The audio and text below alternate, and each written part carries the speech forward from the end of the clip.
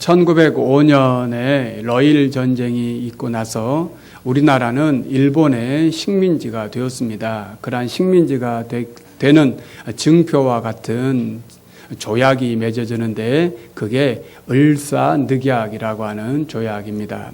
여러분이 역사 시간에 많이 배우셨죠? 1905년 을사늑약 이렇게 배우셨는데 이 을사늑약은 조약이라고 하지 아니하고 늑약이라고 하는 것은 조약이라고 하는 것은 서로 협의하에 맺어지는 것을 조약이라고 한다면 늑약은 억지로 맺어진 조약이기 때문에 늑약이라고 표현을 합니다.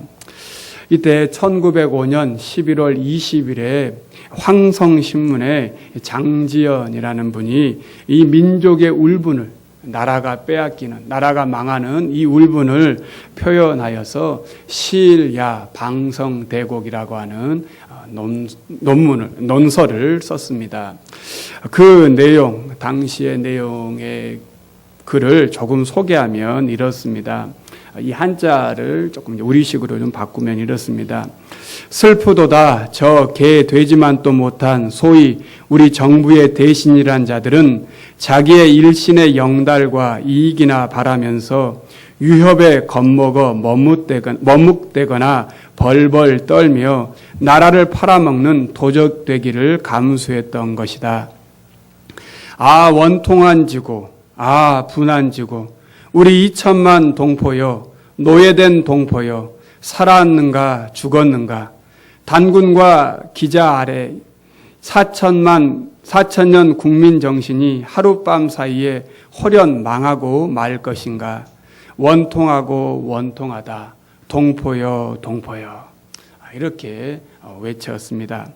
시일야 방성대곡 이 말은 말 그대로 이날 목노와 통곡한다라는 뜻입니다. 오늘 우리가 보는 예레미야 애가는 시대의 시일야 방성대곡과 같다라고 할 수 있습니다. 예레미야는 나라의 멸망과 또 예루살렘 성의 회파됨과 그리고 성전이 무너지고 그로 인해서 백성들이 죽임을 당하고 여기저기 흩어져 있는 그러한 많은 모습에 비참해하고 눈물을 흘리며 오늘 예레미야 애가를 쓴 것입니다. 애가라고 하는 말은 말 그대로 슬픈 노래라는 뜻이죠. 목놓아 운다라는 뜻입니다. 그런데 예레미야의 애가라고 하는 이 말을 한자로 표현하면 슬픈 노래이지만 본래 원문에 근거해서 애가라고 하는 것을 표현해 보라면 그런 표현입니다. 비참한 그 상태에서 절규하는 라고 외치는 그것입니다. 그래서 예레미야가 1장 또 2장 4장에 보면 슬프다라고 하는 말이 가장 먼저 기록되어 있는데 그것은 우리식으로 번역하니까 슬프다라고 하지만 우리가 너무 힘들 때 너무 비참할 때 이렇게 외치는 것처럼 그 표현이 이 애가 슬프다라는 표현입니다. 지난주 27일자 신문에 한 사진이 보도되었고 전 세계의 사람들을 가슴 아프게 했습니다. 이 사진은 엘살바도르에서 미국으로 밀입국하려던 한 부녀가 급류에 휩쓸려서 리오그란데 강에서 숨진 채 발견된 모습의 사진입니다. 이 모습 난민과 같은 사람들 미국으로 입국하려다가 강에서 빠져 죽은 이 아버지와 딸의 이 슬픈 모습들에 세계의 모든 사람들은 애도했습니다. 또한 지난 2016년 2월에는 터키에서 난민 쿠르드이라고 하는 3살박이 아기가 이 보트덤 해안가 언덕에 떠밀려온 사진이 발견되었고 그것이 보도되었습니다. 이 사진을 본 많은 또 세계 국민들도 함께 슬퍼했습니다. 지금도 세계 곳곳에는 이런 안타까운 사건들이 계속 진행되고 있습니다. 그런데 이런 사진과는 비교되지 않을 만큼 비참하고 끔찍한 일들이 당시 예레미야가 활동했던 예루살렘에 벌어졌습니다. 예레미야 애가 2장 12절을 보시면 얼마만큼 끔찍한 일들이 있었는지 자녀가 어머니 품 속에 있었지만 굶주림으로 죽어갑니다.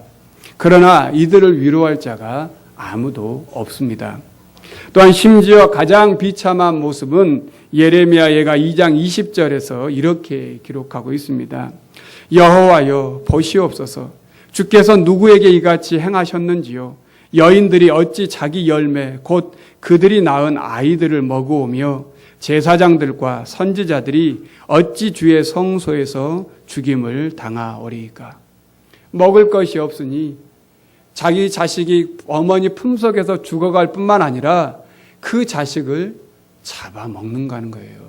그런 일들이 있었다는 거예요. 그 모습을 보고 또 제사장들과 선지자들이 성전에서 죽임을 당하는 그런 비극적인 일들이 벌어지는 그 모습에 예레미야는 도대체 어떻게 해볼 수도 없는 그 상황에서 목놓아 슬피 울며 이 비참한 상황 속에서 하나님 앞에 울부짖고 있는 것입니다. 특별히 예레미야 예가 1장 16절에 보면 이 예레미야의 탄식의 눈물을 이렇게 표현하고 있습니다. 이로 말미암아 내가 우니 내 눈에 눈물이 물같이 흘러내리며 나를 위로하여 내 생명을 회복시켜 줄 자가 멀리 떠났음이로다. 원수들이 이김에 내 자녀들이 외롭도다. 또한 2장 11절에도 보면 이렇게 예레미야는 그 당시의 슬픈 모습을 표현하고 있습니다. 우리 2장 11절 말씀을 우리 같이 한번 다시 읽어보십시다. 내 눈이 눈물에 상하며 내 창자가 끊어지며 내 간이 땅에 쏟아졌으니 이는 딸 내 백성이 패망하여 어린 자녀와 젖먹는 아이들이 성읍 길거리에 기절함이로다. 얼마나 비참한 상황입니까? 얼마나 끔찍한 모습들입니까? 여러분, 그 누가 보아도 그 어떤 것과 비교해도 비교조차 할 수 없는 엄청난 끔찍한 상황입니다. 여러분 가운데는 한국전쟁을 경험하신 분도 계실 것입니다. 그때 그 비참함 또 끔찍함들이 있었을 것입니다. 그것과 비교할 수 없는 그 엄청난 일들이 당시 예루살렘에도 있었다라고 하는 것입니다. 그런데 오늘 이러한 비참한 상황 속에서 오늘 하나의 소망을 보여주는 말씀을 하고 있습니다. 엄청난 고난과 낙심 속에서 그럼에도 이 소망의 노래를 할 수 있는 이 예레미야가 부를 수 있는 그 이유가 무엇이겠습니까? 오늘 또 예레미야처럼 우리가 이 소망을 말씀 속에서 찾는다면 오늘 우리도 시대에 당하는 여러 가지 많은 고난과 절망적인 상황 속에서 다시 일어날 수 있게 될 줄 믿습니다. 저는 이것을 오늘 제목처럼 영원한 가치를 계승하는 소망의 씨앗이라고 표현하고 싶습니다. 자, 그렇다면 예레미야가 이러한 절망적인 상황에서 고백하는 영원한 가치를 계승하는 소망의 씨앗은 무엇이겠습니까? 그 첫 번째는 하나님의 변함없는 사랑입니다. 오늘 본문 3장 22절로 23절 말씀을 같이 한번 다시 보십시다. 예레미야 3장 22절로 23절 말씀입니다. 여호와의 인자와 긍휼이 무궁하심으로 우리가 진멸되지 아니함이니이다.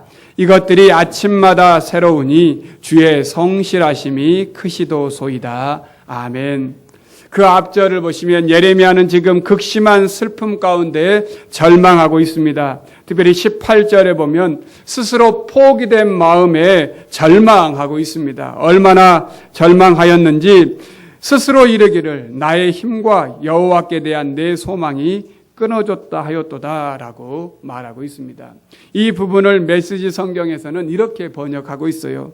나는 속으로 중얼거렸다. 그래, 이제 모든 게 끝이다. 하나님을 믿어봐야 헛일이다 라고 번역하고 있습니다. 그런 예레미야가 오늘 눈물을 흘리며 통곡하면서 다시 이런 비참한 고난에서 좌절하지 아니하고 낙심하지 아니하고 포기하지 아니하고 다시 소망의 씨앗을 심을 수 있는 것은 하나님의 사랑이 변함이 없다라고 하는 고백입니다. 하나님께서 예레미야의 말을 듣지 아니하고 또한 오히려 예레미야를 넘어뜨리며 감옥에 가두는 그러한 동족들을 향하여 예레미야가 탄식할 때마다 그때마다 하나님께서 예레미야에게 위로하시고 다시 힘을 주셨습니다. 그 하나님께서 그 고통 가운데 함께 하셨던 그 놀라운 은혜를 다시 한번 확인하였을 때에 하나님께서 예레미야의 고통에 들어오시고 그 고통받는 예레미야의 그 고통에 함께 고난 겪는 그 사실을 다시 한번 예레미야가 깨달았을 때에 그 하나님의 변함없는 사랑을 다시 한번 오늘 이렇게 노래하고 있는 것입니다. 오늘 22절과 23절 말씀을 메시지 성경으로 다시 읽어드리면 하나님의 신실한 사랑은 다함이 없고 그분의 자애로운 사랑은 마르는 법이 없다. 그 사랑은 아침마다 다시 새롭게 창조된다. 주의 신실하심이 어찌 그리도 크신지. 하나님의 사랑이 매일매일 아침마다 새롭게 창조된다라고 예레미야는 고백하고 있습니다. 그렇습니다. 나라가 멸망하고 완전히 포기되어지는 낙심되는 상황 속에서 다시 말할 수 없는 그 고난을 보는 그 시간 속에서 우리가 분명하게 확인해야 할 것은 그럼에도 불구하고 하나님의 사랑은 변함이 없다라고 하는 것입니다. 이 사실을 꼭 우리가 기억해야 하겠습니다. 우리가 잘 아는 복음성가 중에 당신은 사랑받기 위해 태어난 사람이라는 찬양이 있습니다. 여러분 잘 아시죠? 이 찬양곡은 우리 교회뿐만 아니라 심지어는 천주교 성당에서도 불려지는 유일한 복음성가 가운데 하나입니다. 또 심지어는 여러분들은 아신지 모르겠지만 광고에도 또 드라마에도 가끔씩 이 음악이 나올 때가 많이 있습니다. 그런데 이 곡을 만든 분이 누구냐면 이민섭이라는 목사님이십니다. 근데 이분이 1997년에 이 곡을 만들게 되었다고 합니다. 근데 이 곡을 만들게 된 배경을 설명한 것을, 간증을 하는 것을 제가 들은 적이 있습니다. 처음에 97년에 자신이 선교단체에 있는 곳에 일본에서 사역하시는 목사님이 오셔서 설교를 하시게 되었는데, 일본은 복음화율이 1%밖에 안 된다는 거예요. 그런데 이 1%밖에 안 된 이유가 무엇인가? 라고 하는 것을 설교하시면서 그것은 일본을 사랑하지 못하고 용서하지 못한 이 기독교 20%가 넘는 대한민국의 우리 신앙인들의 이 잘못이다라고 하는 것을 이야기하면서 일본을 용서해야 합니다. 일본을 용서하시고 그들을 사랑으로 품어주십시오라고 하는 이 설교를 들었다고 합니다. 그러면서 그 일본에서 오신 목사님이 형님, 누님, 우리 일본을 용서해 주세요 라고 이야기를 하면서 당신들은 사랑받기 위해 태어난 사람입니다. 지금도 그 사랑을 받고 있습니다. 그리고 태어나길 정말 잘했습니다. 살아있어서, 살아줘서 고맙습니다 라고 하는 이 설교를 듣고 그것을 바탕으로 가사를 썼고 곡을 붙인 것이 당신은 사랑받기 위해 태어난 사람이라는 이 곡이라고 합니다. 이 당신은 사랑받기 위해 태어난 사람입니다 라고 하는 이 곡은 그렇기 때문에 그 안에는 용서가 있고 그럼에도 불구하고 사랑의 노래라고 하는 것입니다. 그렇습니다. 오늘 우리의 절망적인 상황 속에서 우리가 살아있다는 이유, 또한 영원한 가치를 계승하는 씨앗이 무엇이겠습니까? 그것은 사랑입니다. 사랑이 일어나야 합니다. 기적이 어디서 일어납니까? 우리가 사랑받고 있다라고 느낄 때 일어나는 것입니다. 사랑받을 때 변화됩니다. 사람이 언제 바뀝니까? 자신이 사랑받고 있다고 느낄 때 바뀌어지는 거예요.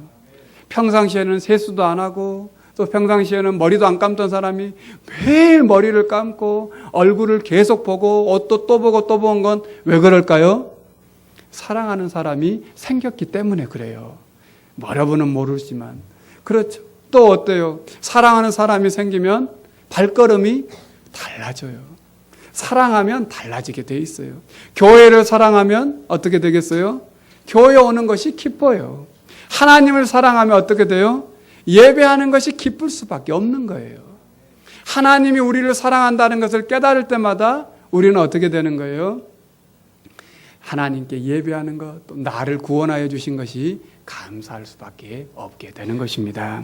그렇습니다. 오늘 우리의 상황은 지금 너무나 절망적이고 또 낙심이 되고, 오늘 예레미야의 고백처럼 우리의 상황은 재난에 쑥이고 담즙이고 낙심이 되지만 하나님의 인자와 긍휼이 무궁하심으로 아침마다 주시는 주님의 사랑을 받음으로 오늘 우리는 다시 살아갈 이유를 찾고 희망을 얻게 되는 것입니다. 그러므로 우리는 이 주님의 사랑이 끝이 없고 주님의 자비가 무궁하며 주님의 그 성실하심이 날마다 새롭습니다라고 하는 이 고백으로 오늘 우리의 절망적인 상황, 또 우리의 낙심되는 상황 속에서 영원한 가치를 소망하는 이 사랑의 씨앗을 심을 수 있기를 바랍니다. 또한 두 번째로 오늘 예레미야가 절망의 상황에서 고백하는 이 영원한 가치를 계승하는 소망의 씨앗은 여호와 하나님의 선하심을 믿음으로 기다리는 것입니다. 오늘 본문 25절 말씀을 한번 보겠습니다. 우리 25절 말씀을 같이 한번 읽겠습니다. 기다리는 자들에게나 구하는 영혼들에게 여호와는 선하시도다. 아멘. 여호와는 선하시다. 이 말은 달리 표현하면 좋으신 하나님이라는 것입니다. 하나님은 좋으신 분이십니다. 좋으신 하나님은 성도의 고난을 그냥 보고 계시지 않습니다.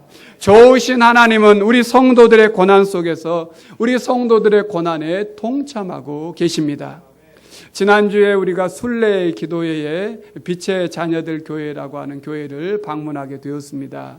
그 교회에서 기도하면서 목사님을 통해서 주신 말씀이 제 가슴에서 다시금 또 새롭게 묵상되게 되었어요. 그 목사님이 마태복음 8장 1절로 3절 말씀을 설교를 하셨는데, 그 본문에 보면 한 나병 환자가 예수님께서 산에서 복음을 가르치시고 내려올 때에 가장 먼저 만나서 예수님, 저의 병을 좀 고쳐주십시오 라고 고백을 했습니다. 예수님의 발 앞에 무릎 꿇고 엎드려 경배하면서 기도를 했는데, 그때 뭐라고 말했냐면, 주여 원하시면 저를 깨끗하게 하실 수 있나이다.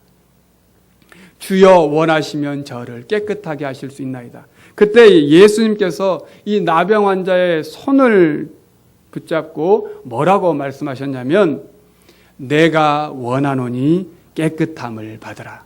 내가 원하노니 깨끗함을 받으라. 이 말씀을 다시금 묵상하면서 이 나병 환자의 질병을 고침받기를 원하는 나병 환자의 마음과 예수님께서 그 나병 환자를 보는 그 마음과 어떻다는 거예요? 동일하다는 거예요. 주님 원하시면 저를 낫게 해주실 수 있습니다. 그때 예수님께서 나도 너가 치료되기를 원한다. 나도 너가 고침받기를 원한다. 이 간절한 마음이 같다는 것입니다. 그렇습니다. 오늘 우리가 고난당하는 그 고난과 어려움 속에서 이 고난을 이겨나가길 원하는 우리의 마음과 같이 우리 하나님께서도 어떻다는 거예요?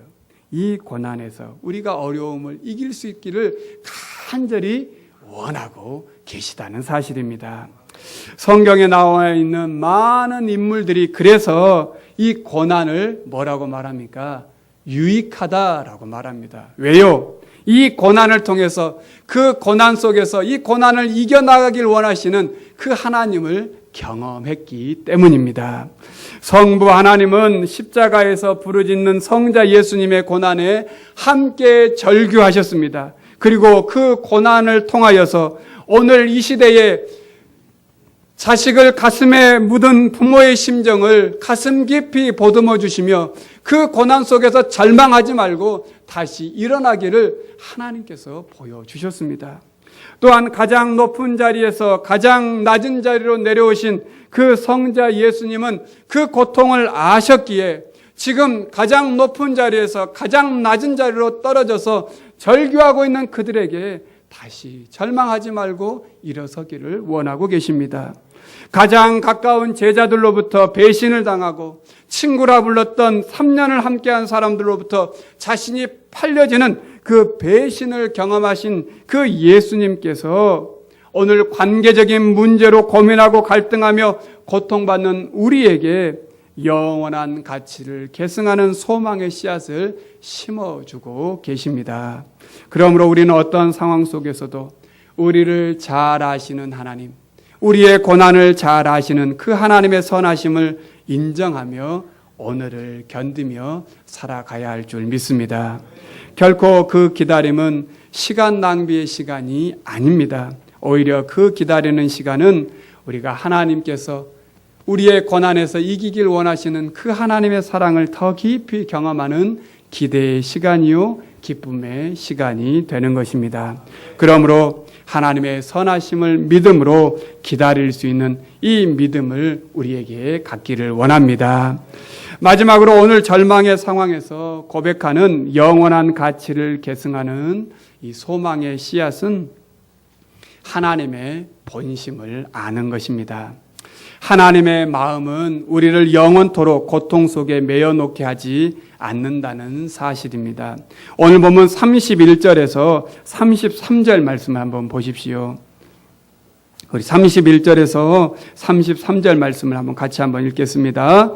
이는 주께서 영원하도록 버리지 아니하실 것임이며 그가 비록 근심하게 하시나 그의 풍부한 인자하심에 따라 긍휼히 여기실 것임이라. 주께서 인생으로 고생하게 하시며 근심하게 하심은 본심이 아니시로다. 아멘.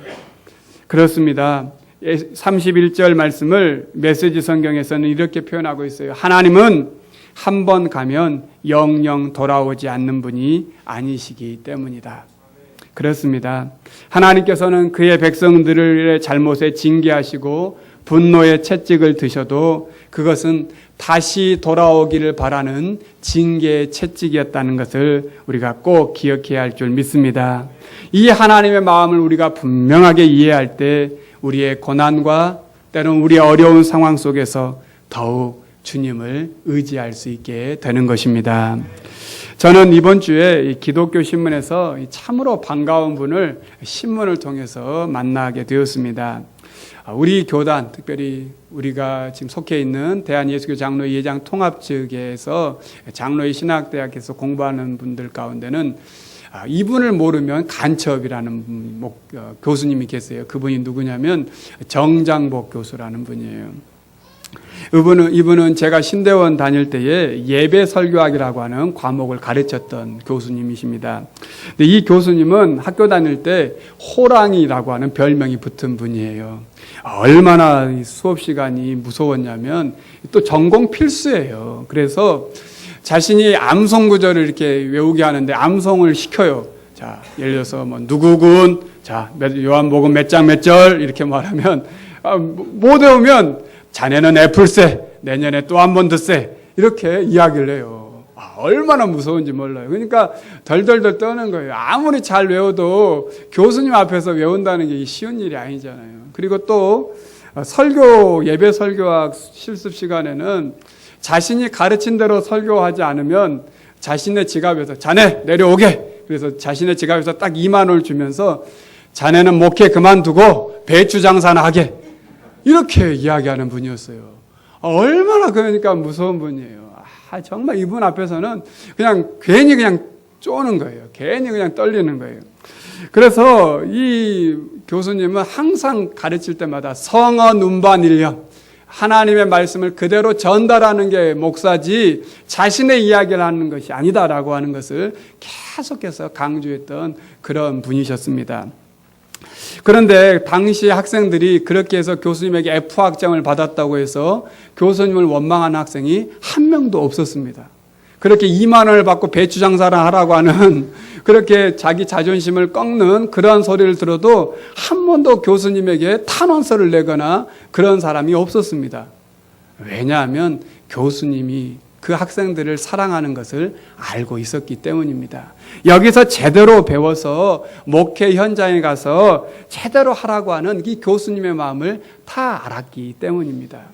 그런데 그 교수님께서 신문에다가 이런 글을 쓰셨어요. 저는 근데 그 글이 제 가슴에 참 와 닿았습니다.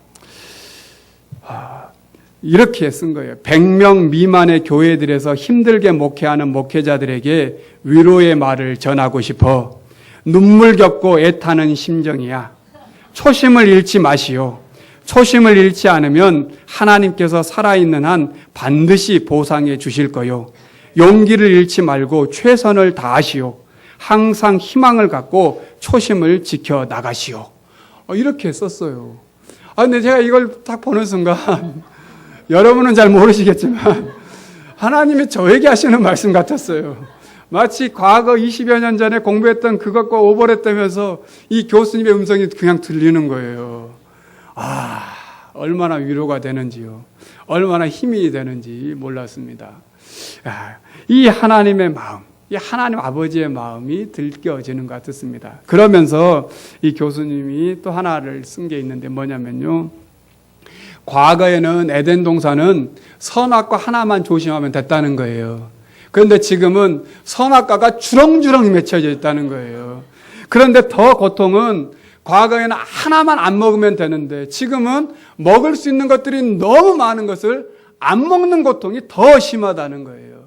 오늘 목회자들에게 이 먹을 수 있는데도 먹지 못하는 고통, 그것을 먹지 않는 것, 그것을 끝까지 지켜내는 것, 이것이 더 힘들기에 끝까지 그것을 잘 지키라고 마지막으로 권면하는 것을 제가 읽었습니다.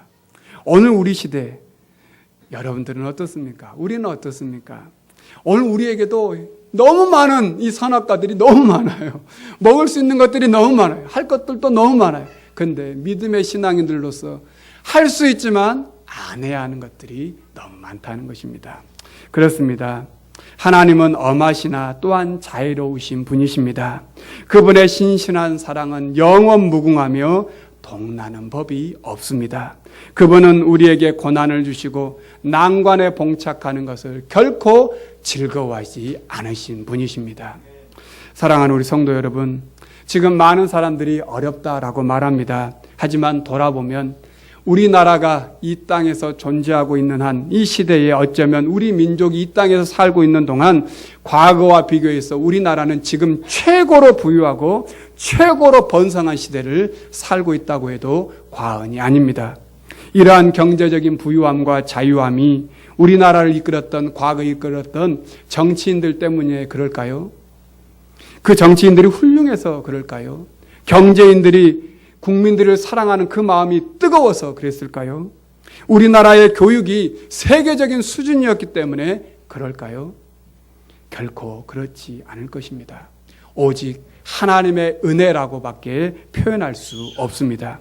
어쩌면 지금 우리는 과거 우리 신앙의 선배들의 이 나라와 민족과 교회를 향한 기도와 복음을 증거하는 그 헌신된 희생과 눈물의 씨앗의 열매를 먹고 있는 세대라고 봐도 과언이 아닙니다. 그렇다면 지금 우리는 어떻습니까? 이 아름다운 열매가 얼마만큼 계속될 수 있을까요?